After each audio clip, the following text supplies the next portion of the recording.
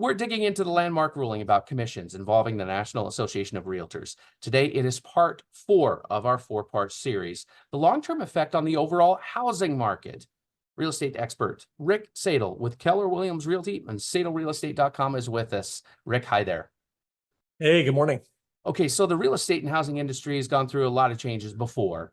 Fast forward several years from now, how do you think this new rule will look for buyers and sellers and for agents? Well, I mean, there's still a lot of things to flesh out, right? Right now, lawyers are meeting, realtor boards across the country are meeting, forms committees are meeting, MLS boards are meeting. Like, ultimately, though, what I know is this, and I've said it ad nauseum now, selling a 400 or 500 or 600 or $1 million house is a pretty complicated process. There's something like 234 different tasks to get from offer to closing. So buyers and sellers will still need professional help to guide them through it.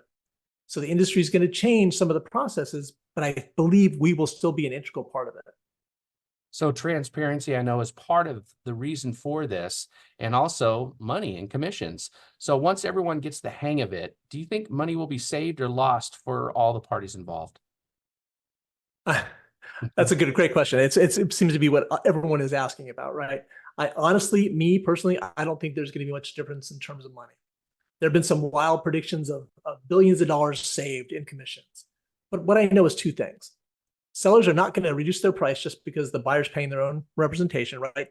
Sellers saw this as an opportunity to keep more of their money. So they're not just going to give it away.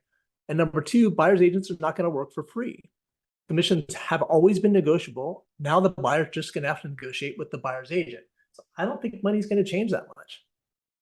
We're not talking about price fixing, but norms here. When it comes to, say, that 6% number, if it's split down the middle, 3% for the buying agent, 3% for the selling agent, there are lots of variations of that. But do you think commissions for agents on both sides of a transaction will settle down and there will be new norms?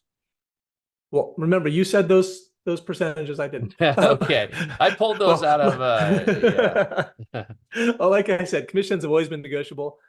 We're constantly asked by sellers if we'll take a lower commission to sell their house.